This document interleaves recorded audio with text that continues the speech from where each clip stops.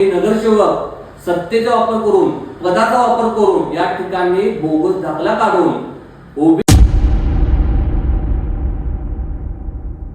ओबीसीच्या हक्काचं आरक्षण ह्याने हिसकावून घेतलं आहे. नमस्कार, आज मी आपल्या समोर ओबीसी समाजावर कशा प्रकारे अन्याय होतो हे सांगण्यासाठी मी आज आलो आहे. सांगली मिरज कुपवाड महानगरपालिकेची इलेक्शन होऊन 4 महिने झाले आणि वार्ड क्रमांक 9 मधून ओबीसी आरक्षणामधून जे उमेदवार निवडून आले, संतोष शिवदास पाटील यांनी या ठिकाणी बोगस ओबीसीचा दाखला काढून ओबीसी समाजाचं आणि आपल्या महाराष्ट्र शासनाची या ठिकाणी त्यांनी फसवणूक केली आहे. 19/8/2017 रोजी त्यांनी उपविभागीय कार्यालय विटा म्हणजे प्रांत ऑफिस यांच्याकडून 19/8/2017 रोजी त्यांनी जातीचा दाखला काढला.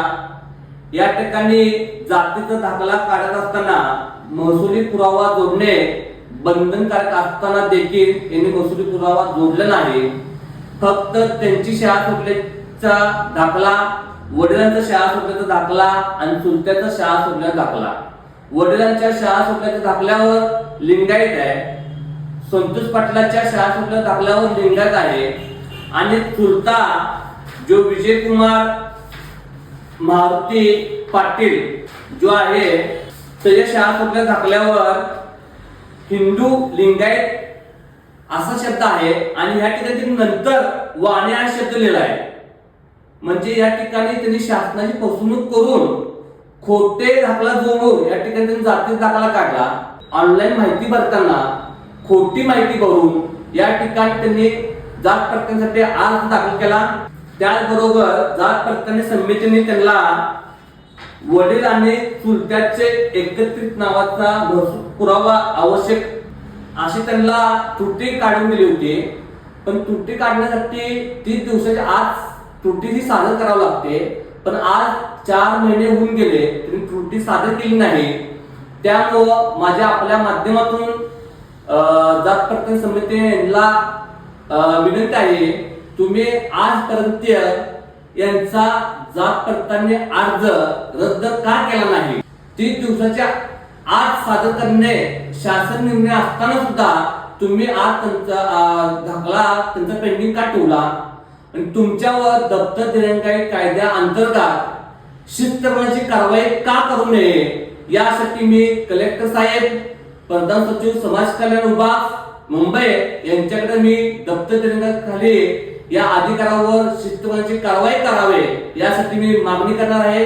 त्याचबरोबर आपण तात्काळ ह्यांचा जात पडताळणीचा अर्ज सो मोटो रद्द करावा. त्याचबरोबर विटा प्रांत ऑफिस यांना देखील मी पत्रव्यवहार केला आहे. यांनी चुलत्याचा शाळा सुटल्याचा बोगस दाखला या ठिकाणी जोडून आपली व शासनाची फसवणूक करून जातीचा दाखला काढण्यात आला आहे. त्याचबरोबर माझ्याकडे 24 हायकोर्टाचे आदेश, 3 सुप्रीम कोर्टाचे आदेश, 3 महाराष्ट्र शासनाचा आदेश आहे. हे सर्व पुरावे आहे आणि जे हे सर्व माझ्याकडे पुरावे आहेत हे समाज कल्याण विभागाने मला दिले आहेत. हिने आज ऑनलाईन सबमिट करताना या ठिकाणी शाळा सुटल्याच्या दाखल्यावर लिंगायत असताना देखील अर्ज भरताना त्या ठिकाणी त्यांनी वाणे हा शब्द वापरला. वडिलांचा शाळा सुटल्या दाखल्यावर सुद्धा लिंगायत असताना देखील याने या ठिकाणी वाणे हा शब्द वापरला. आता हा संतोष पाटलांचा शाळा सुटल्या दाखला आहे. या ठिकाणी त्यांची जात विचारलाय ही लिंगायत आहे आणि त्यांनी अर्ज भरताना वाणे हा शब्द वापरलाय. म्हणजे शाळा सोडल्या दाखल्यावर लिंगायत शब्द आहे, पण यांनी जात पडताळणीकडे अर्ज सबमिट करताना वाणे हा शब्द वापरलाय. तसेच सुप्रीम कोर्टाचा आदेश आहे, वडिलांची जात जी असेल तीच मुलाची जात असेल. मग वडील लिंगायत असताना मुलगा वाणे कुठून आला? वडिलांची जात लिंगायत असेल तर मुलगा सुद्धा लिंगायत असेल. चुलत्याची जात ह्यांना येत नाही आणि चुलत्यानं शाळेत जाऊन बोगस दाखला काढून या ठिकाणी प्रांत ऑफिस मिरज यांची विटा यांची फसवणूक केली आणि त्यांनी खोटा हा दाखला काढला आहे. तात्काळ तुम्ही सो मोटो जात पडताळणी संमतीने त्यांचा अर्ज रद्द करण्यात यावा। तसेच विटा प्रांत ऑफिस यांनी देखील यांचा दाखला बोगस सिद्ध करून रद्द करण्यात यावा। आपल्या माध्यमातून कलेक्टर साहेब असेल, प्रधान सचिव समाज कल्याण विभाग मुंबई यांच्याकडे सुद्धा मी मागणी करत आहे। तसेच जात पडताळणी अधिकारी यांनी त्रुटी 30 महिन्याच्या आत सादर करण्याचे बंधनकारक असताना देखील आजपर्यंत त्यांच्यावर कोणतीही कारवाई केली नाही। त्यांनी कारवाई काय केली नाही, हे जो बोर्डबाजार काय झाला आहे का, हे सुद्धा तपासणं गरजेचं आहे।